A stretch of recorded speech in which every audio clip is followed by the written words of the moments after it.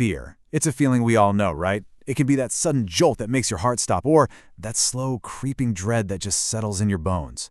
Horror stories are masters at playing with this feeling, but they do it in some really different ways. So today, we're going to break down two powerful short horror stories to get to the bottom of what truly scares us. All right, let's get into it. And this is the big question, isn't it? Is real horror something that comes from the outside? You know, a monster, a ghost, some unknown threat just lurking in the shadows? Or is the most terrifying thing something that's already inside our own heads? Our memories, our trauma, our grief? So you've basically got these two main flavors of fear we're going to dissect. On one side, you have supernatural fear, your classic ghost story. And on the other, you've got psychological fear, which finds all its terror right inside the human mind. We're going to use two really popular Hindi animated shorts to see exactly how each one of these works its magic. Okay, first up, we've got a story called Khamosh Yatri, which translates to silent passenger. Now, this is a perfect example of that quick, sharp, supernatural scare. You know, the kind of story you tell around a campfire to give everyone the chills. The setup is just beautifully simple. It's late, a guy's on the last bus home, the bus is practically empty, it's just him and one other passenger. When that other guy tries to get off, the driver just blows past the stop, completely ignoring him. So our narrator decides to speak up, and that's when things get weird. Then here it is, the punchline. The driver turns around and just says, "Sir, there's no one behind." Our guy looks back, and yep, the seat's empty. The man was never even there. The driver then casually mentions that other drivers have seen the same ghostly figure on that route right near an old, creepy house. It's just a classic, bone-chilling reveal. So, the key here is that the horror is completely external. It's a ghost on a bus. Simple as that. There's no deep backstory, no psychological breakdown. It's just a sudden, unexplained event that completely breaks the rules of our reality, and that's what delivers the scare. It's fast, it's effective, and it's definitely unsettling. All right, let's switch gears and move to our second story, Thopki. You're going to see how this one builds fear in a totally different way.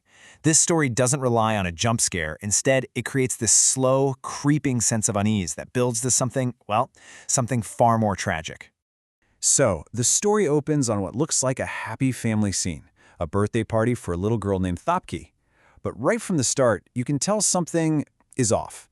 The mother, Yamini, is super overprotective. She looks totally exhausted, dark circles under her eyes, her hands are shaking.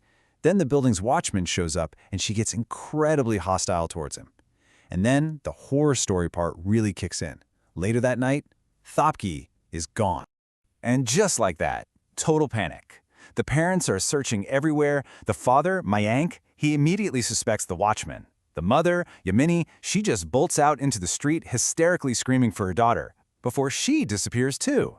So what on earth is going on? Where did they go?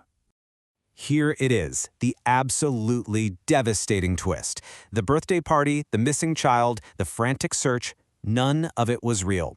Thopki and her mother, Yamini, died 3 years ago.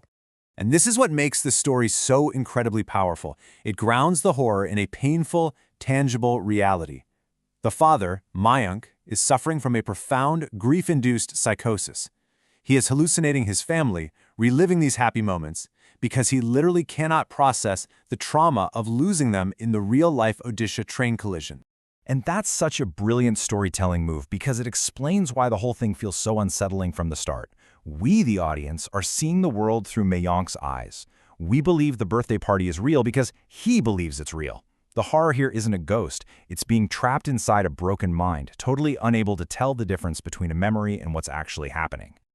Okay, so we've seen a ghost on a bus and a ghost in the mind. Let's put them side by side and really break down what makes them tick and why they affect us in such completely different ways. This chart just lays it all out so clearly. Khamosh Yatri uses an external threat, a ghost, to create supernatural horror, and what you get is a sudden shock. Thopki, though, it uses an internal source, grief, trauma, to build psychological horror, which leads to this feeling of a slow, unfolding dread, and in the end, just this profound sense of tragedy. This line, man, it's just heartbreaking. It's spoken by Mayank's sister after she arrives and has to sedate him. It's the moment the reality of his situation just crashes down. He still hasn't been able to accept their deaths. This isn't about being afraid of a monster anymore. It's about the devastating, all-too-real horror of loss and what happens when the human mind just can't cope.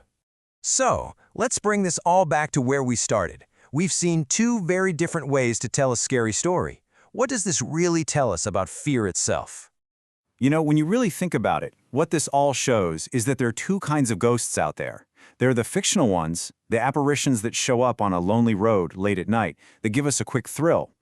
But then, there are the other ghosts. The ghosts of memory, of trauma, of the people we've lost.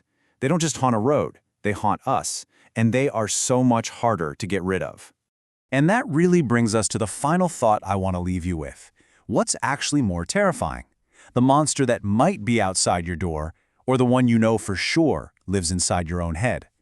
The unexplained mystery, or the all-too-real tragedy? That's the question that really keeps you up at night.